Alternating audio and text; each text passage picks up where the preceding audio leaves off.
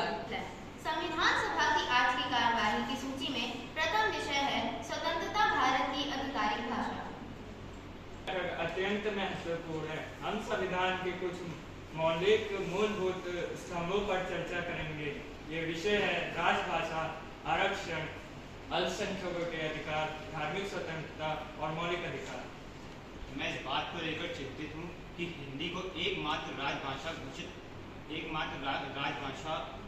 का प्रस्ताव दक्षिण भारत के लोगों को असहज कर सकता है।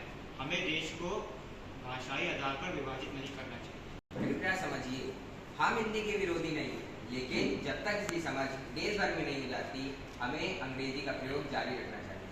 जो है वहाँ आत्मा है। हमें यही वह भाषा इसमें संविधान में जन जन में लड़ाई लड़ी थी। अब हम लोग भारत में विदेशी भाषा को कैसे चला सकते हैं? मुझे दोनों पक्षों की भावनाओं का सम्मान है, परंतु मैं यह प्रस्ताव रखता हूँ कि हिंदी हमारी राजभाषा घोषित की जानी चाहिए, परंतु अंग्रेजी भाषा एक सहायक भाषा के रूप में कुछ निश्चित अवधि तक ही बनी रहे। भाषा दिलों को जोड़ने का माध्यम है, तोड़ने का नहीं। आइए हम मिलकर वह भाषा चुने जो हर भारतीय को सम्मान दे। और इस प्रकार भारतीय संविधान में हिंदी को संघ की राजभाषा व देवनागरी लिपि को इसकी लिपि घोषित किया गया। हिंदी को विकसित और बढ़ावा देने के लिए संघ सरकारों को जिम्मेदार ठहराया गया। साथ ही अंग्रेजी को सह राजभाषा की स्थिति प्रदान की गई, यानी हिंदी के साथ साथ अंग्रेजी को एक आधिकारिक भाषा के रूप में तब तक लाई जाएगी जब तक के भारत के सभी राज्य हिंदी में कार्य करने, समझने और बोलने की स्थिति में न आ जाए। आज की कार्यवाही का दूसरा महत्वपूर्ण विषय आरक्षण की व्यवस्था। सदियों से छुआछूत, भेदभाव और अपमान झेलता आया है। इसे सिर्फ बराबरी का मौका देना ही काफी नहीं है, इसे आगे बढ़ने का अवसर देना जरूरी है। यही आरक्षण है, न्याय की दिशा में पहला कदम। महोदय, डॉक्टर साहब, मैं आपकी बात से सहमत हूँ, लेकिन ध्यान दीजिए, हमें यह सुनिश्चित करना होगा कि आरक्षण स्थायी ना हो। यह एक सुधारात्मक कदम है, ना कि स्थायी व्यवस्था। महोदय, हमें आरक्षण की समय सीमा तय करनी होगी और इसका सही क्रियान्वयन सुनिश्चित करना होगा ताकि समाज में नई असमानता पैदा ना हो। महोदय, मुझे पूर्ण विश्वास है कि अगर आरक्षण ईमानदारी से लागू हुआ तो एक दिन ऐसा आएगा जब हमें इसकी जरूरत ही नहीं रहेगी। जातियों और समूहों के पढ़ने लिखने और आगे बढ़ने के लिए कुछ स्थानों को आरक्षित किया गया ताकि समाज के हर वर्ग, हर तबके का विकास हो सके।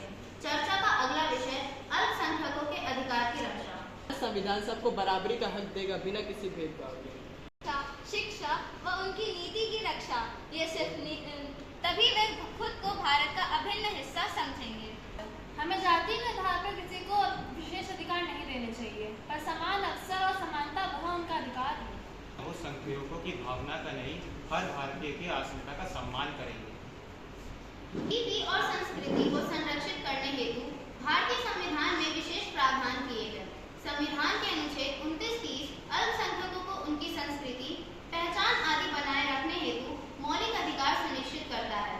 चर्चा का अगला विषय आज की कार्यवाही में धार्मिक स्वतंत्रता और मौलिक अधिकार है। धर्म का मामला पूरी तरह से निजी होना चाहिए। राज्य को धर्मनिरपेक्ष होना चाहिए, ना किसी धर्म का पक्ष लेना और सभी धर्मों को समान आदर देना। महोदय, हम भारत को एक ऐसा राष्ट्र बनाना चाहते हैं जहाँ कोई यह न पूछे कि आप किस धर्म के हैं। महोदय, धार्मिक स्वतंत्रता तभी सच्ची होगी जब किसी पर धर्म बदलने का दबाव नहीं होगा। हर नागरिक को उसके धर्म को मानने, प्रचार करने और बदलने का पूर्ण अधिकार होना चाहिए। पंडित जवाहरलाल नेहरू।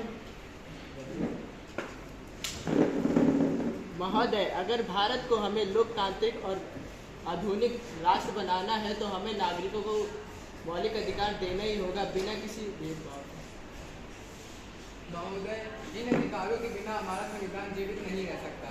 हमें यह सुनिश्चित करना होगा कि यह सभी मौलिक अधिकार हमारे संविधान की आत्मा हो।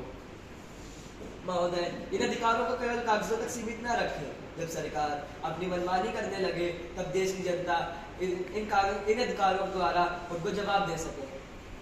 एक ऐसा भारत जहाँ हर बेटी को शिक्षा, हर व्यक्ति को सम्मान और हर नागरिक को सुरक्षा मिले, यही तो हमारा सपना है। आप सभी की बहसों से ये स्पष्ट है कि हम केवल एक संविधान नहीं बना रहे, हम भारत का भविष्य लिख रहे हैं। ये भविष्य न्याय, समानता और स्वतंत्रता पर आधारित होगा। सभी सदस्य खड़े होते हैं। जय संविधान। जय संविधान।